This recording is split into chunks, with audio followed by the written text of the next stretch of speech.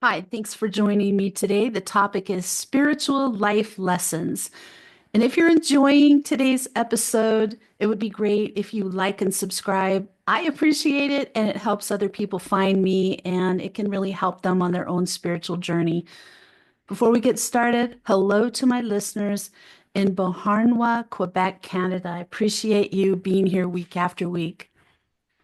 So, as we traverse life and our spiritual journey, we encounter people and situations that present us with an option to either learn or react.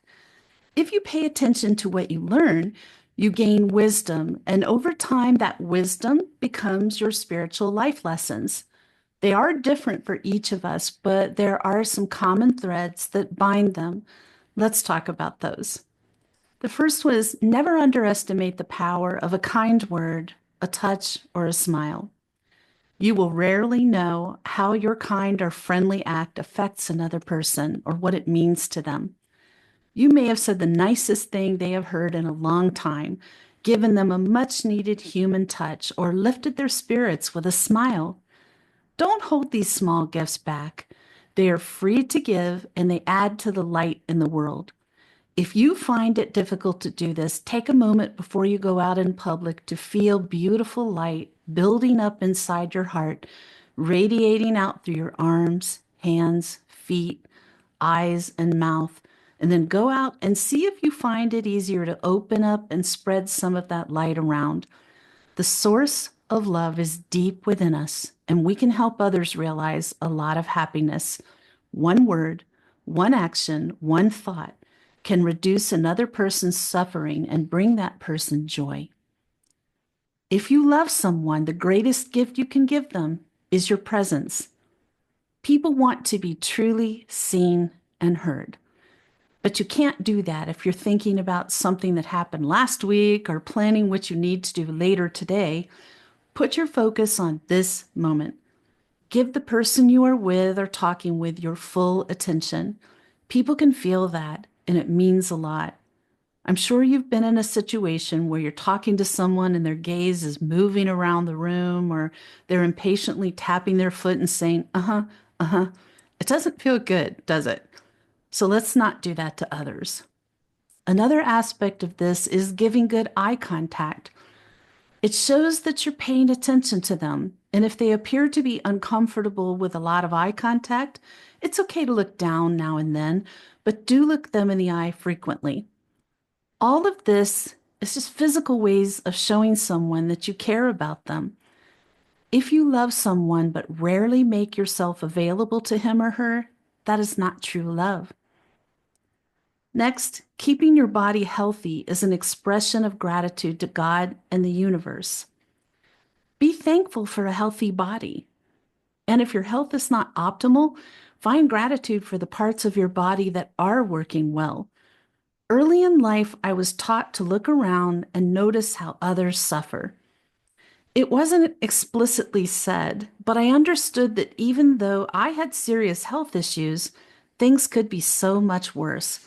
And it helped me put that into perspective. When we avoid exercise and we eat too much unhealthy foods, we are disrespecting our bodies and our health. It is considered a tremendous gift to be alive on earth at this time, to be a part of the great lifting up of humanity that is happening. Even if you can't see it right now, we want to be around as long as we can to see it unfold fully and enjoy it. Love yourself and the vessel your soul is in as you love your children, your romantic partner, your parents, your good friends. I'm going to repeat that. Love yourself. Next, to be beautiful means to be yourself. There is a quote that says, "Be yourself. Everyone else is taken." I first heard it while I was in high school, and it stuck in my head because I'd already been on a mission to be myself. My father always said, "She marches to her own drummer." It's true. My friend Lisa and I started a club called the Don't Be Normal Club, and it was about free expression. Where's the fun in being like everyone else, looking like everyone else? Be your glorious, imperfect, one of a kind you. People respect authenticity, they can sense it. It shines through like a floodlight in a dark room. You will find that when you relax about not having the body shape that it's currently in fashion, or having hair that won't behave, or a personality that doesn't fit in with some groups, you will find yourself. And then you can settle into being you. And that is beautiful. To be beautiful means to be yourself. You don't need to be accepted by others. You need to be accepted by yourself. Walk as if you are kissing the earth with your feet. What does she mean? We've lost most of our connection with earth between wearing shoes, driving in cars with rubber tires, and living in homes with foundations. Most people don't have a lot of actual connection with earth, and we spend most of our time indoors.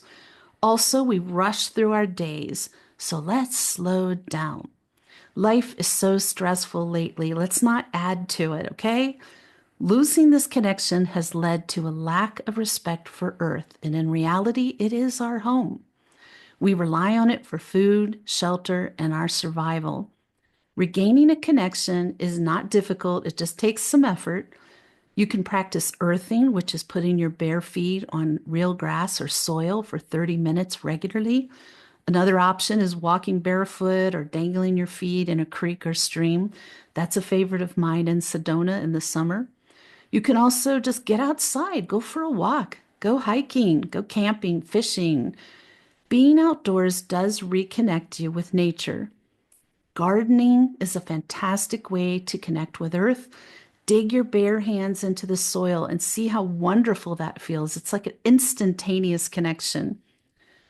When we walk like we are rushing, we print anxiety and sorrow on the earth. We have to walk in a way that we only print peace and serenity on the earth. Be aware of the contact between your feet and the earth. Again, walk as if you are kissing the earth with your feet. Take time to relax and renew yourself. I think this is incredibly important right now. No one is going to take care of you like you can. Make sure you're getting enough sleep, drinking enough water, resting enough, having some fun, enjoying hobbies, and squeezing in a little bit nothing at all time. Life is not meant to be rushed through like one long race of endurance. We're meant to be learning, enjoying the human experience, feeling joy, trying new things, seeing new places, getting together with friends and family who uplift us. Work is what we do to support that. My parents are go, go, go types. Well, they were for many years. And watching that, I became a bit of a workaholic. I have to monitor myself to ensure I protect my off hours and I don't push myself too much. Some things that will help you with this are a hammock, it lures you in, good books, or a vacation. And if you can't afford to go away somewhere, take a staycation. That's where you plan to take time off and be on vacation at your home. You can even do this on a weekend. You need time away however you can afford it.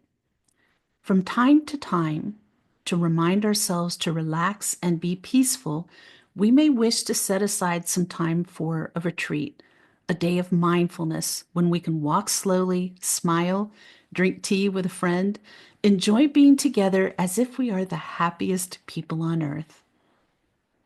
Get in touch with yourself. Since you're listening to my podcast, odds are that you are doing some self-reflection, but many people want nothing to do with it.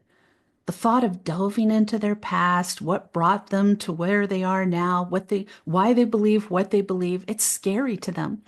And it can be, but it's immensely rewarding. Only through introspection can we grow personally and spiritually. Otherwise, we are distracting ourselves from that which matters most, which is our soul growth. We are here to learn lessons, overcome challenges, end cycles, and be a better soul. That's it. It's fine to have hobbies and interests. We need those things, but not at the expense of our own growth. If you don't know how to begin, that's where a spiritual counseling session can really help. Many people don't realize that much of what they believe as adults is actually what their parents or others around them in their childhood believed. Until this realization, they can't formulate their own beliefs. In modern society, most of us don't want to be in touch with ourselves. We want to be in touch with other things like religion, sports, politics, a book. We want to forget ourselves. Anytime we have leisure, we want to invite something else to enter us, opening ourselves to the television and telling the television to come and colonize us, for instance. As long as you're alive, everything is possible. It's a big lesson. I feel like this is true. Only when we cross to the afterlife is this journey done. While we are here, we can accomplish much. I've had a lot of people come to see me who want to start a spiritual career, but fear they are too old. I tell them how I was over 50 when my angels told me to leave my career in mental health, move across the mountain range to Sedona, and start a spiritual business. Sure, I was nervous. I was scared, but things turned out great, and it was the right thing to do. Until you are dead, it's not too late, no matter what it is. Do you have a relationship that has been estranged? Maybe you think it's too late to work things out. There is still a chance if you are both alive. Ask God and the angels to provide a window for you to reach out and begin a process of reconciliation. Thanks to impermanence, everything is possible. The next lesson, when you have peace within, real peace with others is possible. Often, we think about peace as being the absence of war. We believe that if powerful countries would just reduce their weapon arsenals, the world could experience peace. But if we look deeper, we see into our own minds. And what we see is our own fears, prejudices, and ignorance. The truth is that even if we transported all the bombs to another planet, the roots of war and of bombs are still there. They are in our minds and hearts, and sooner or later, someone will make new weapons. To work toward peace is to uproot war from within ourselves, to pull it from the hearts of men and women, to prepare for war, to give millions of men and women the opportunity to practice killing day and night in their hearts, is to plant millions of seeds of anger, fear, violence, and frustration. These seeds will be passed on for generations to come. We can stop the cycle now. It starts with each individual looking within, finding those unwanted seeds and rejecting them. It can be done. Root out the violence in your life and learn to live compassionately and mindfully. Seek peace. When you have peace within, real peace with others is possible. You are more than your sorrows. Death is inevitable. That means we're all going to experience grief. And while it's important to allow yourself the time needed to grieve, it's okay to smile or laugh during this time.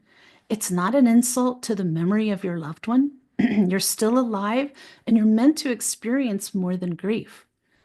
I remember sitting around a table with the family after my husband passed away, and someone told a joke that reminded us of him, and we all burst out laughing, and then we stopped, horrified.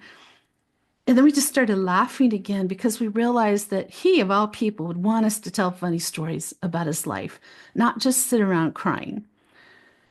When the worst of your grieving is over, pick up the pieces and move on. As best you can, little by little. Sometimes sorrow is about the loss of a job or a home or a relationship. All result in a grief of their own. But if we stay stuck in sorrow, we're missing the other elements of life around us. The seed of suffering in you may be strong, but don't wait until you have no more suffering before allowing yourself to be happy. Next lesson, when another person makes you suffer, it is only because he suffers deeply within himself. Unhappy people make other people unhappy. They strike out, they insult, they degrade, and it's because they feel a deep sense of unworthiness inside. This does not excuse their behavior, but it does explain it. It's not a reflection of you, it's a reflection of their self-worth. When you experience negative treatment that you believe is unwarranted, remember that it probably is about them. Engaging with them will only make it worse. It's best to put distance between you and them. Do some deep breathing to regain your composure, then put a protective bubble of energy around yourself. And if you can, send them a blessing. I always think it must be terrible to live in their head. When another person makes you suffer, it is because he suffers deeply within himself, and his suffering is spilling over. He does not need punishment, he needs help, and that's the message he is sending. Blaming has no positive effect at all.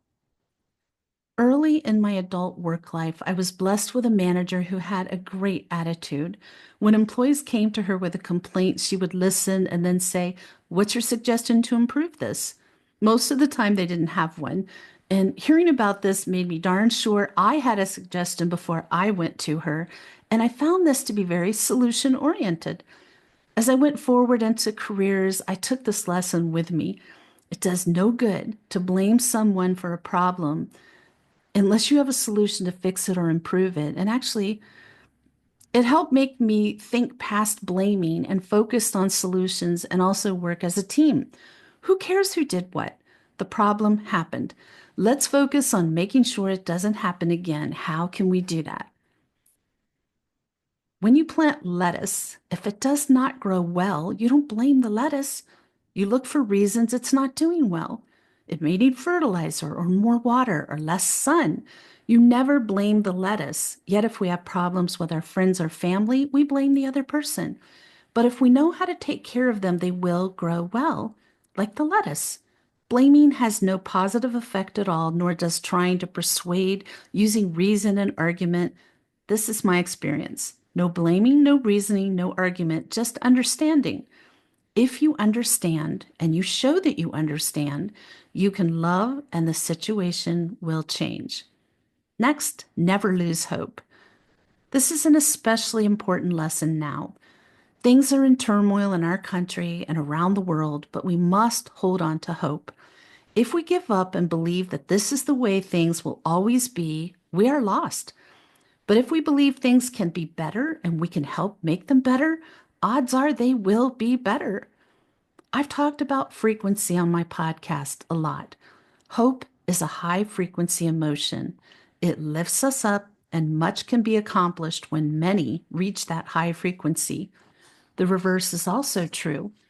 Hopelessness is low frequency and attracts low frequency people and energy. It only makes it more difficult to take action. Hope is important because it can make the present moment less difficult to bear. If we believe that tomorrow will be better, we can bear a hardship today. Let go of everything that no longer serves you, and you will be happy. One of the three types of spiritual cleansing is letting go of people, jobs, things, relationships, and hobbies that don't work for you anymore. Most likely it's because you've raised your frequency high enough to outgrow them. It doesn't make you better than them, just higher frequency. A mismatch in frequency is uncomfortable for all involved. You may feel badly about walking away from longtime friendships, but if neither of you are enjoying your time together, what is it serving?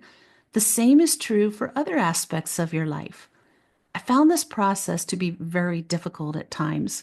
We can still love or care about someone and know that it's time to move on. When I worked in the field of mental health, it became apparent that people can have a hard time letting go of their suffering. They may stay in an abusive relationship, remain in a toxic work environment, or keep going to social events where they're gossiped about. Why? Out of a fear of the unknown. They prefer suffering, what is familiar, over what might be out there. Letting go gives us freedom, and freedom is the only condition for happiness. If in our heart we still cling to anything, anger, anxiety, or possessions, we cannot be free. The next lesson is true love is free from bondage. Modern marriage is a legal arrangement, but it's not what keeps most people together. They stay because they love one another. It isn't binding contracts and demands that garner devotion. I've learned that giving people room to be themselves is key, and I certainly need that myself. Remember that the tighter you hold onto someone, the more frantically they will struggle to break free. If our love is only a will to possess, it is not love. Next, let go of fear.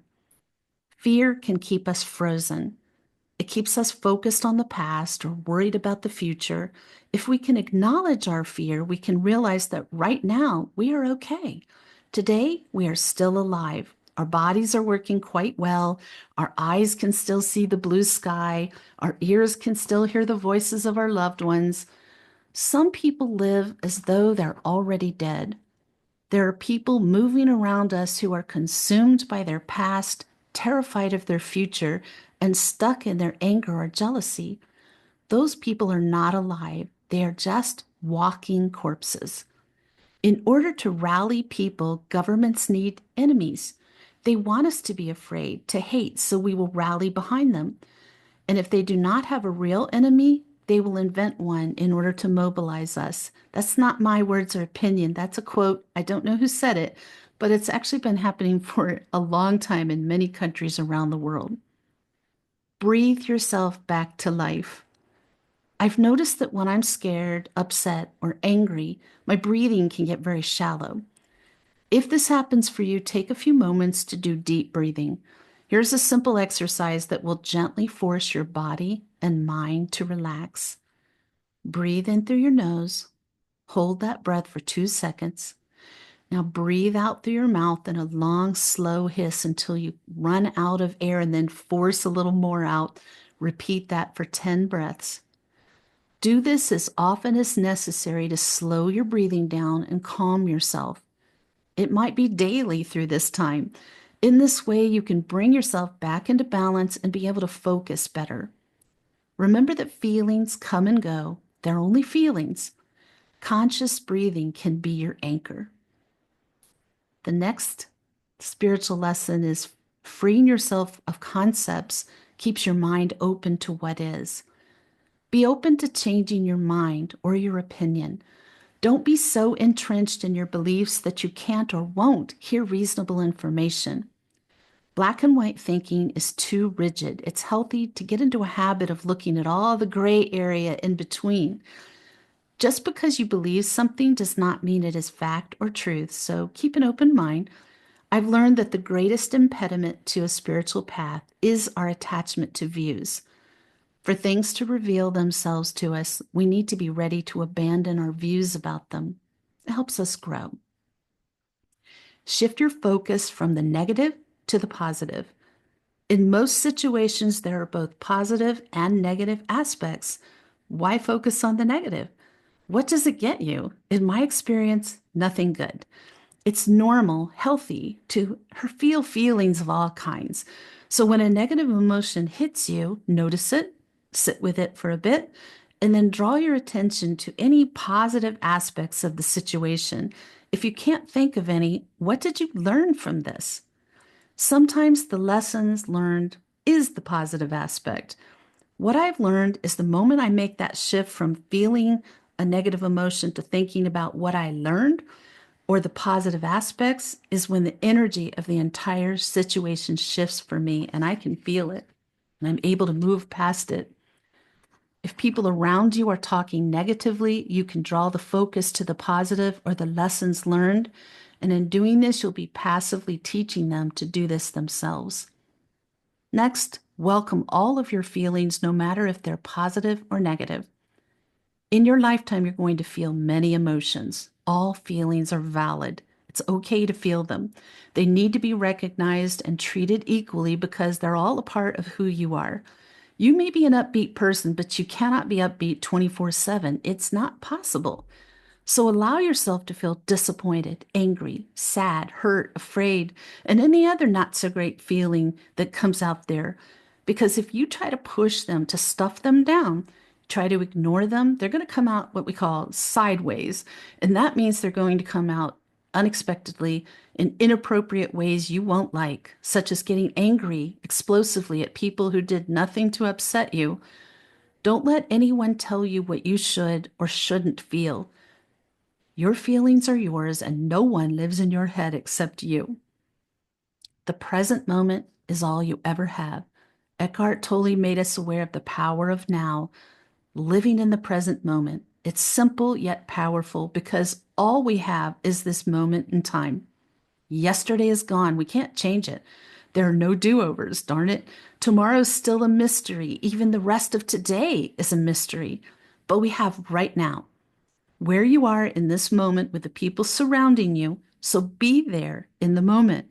Give your attention to your life you're living right now. Otherwise, it can pass you by forever, dwelling on days gone by and dreaming of days to come. To dwell in the here and now does not mean you never think about the past or responsibly plan for the future. The idea is simply not to allow yourself to get lost in regrets about the past or worries about the future.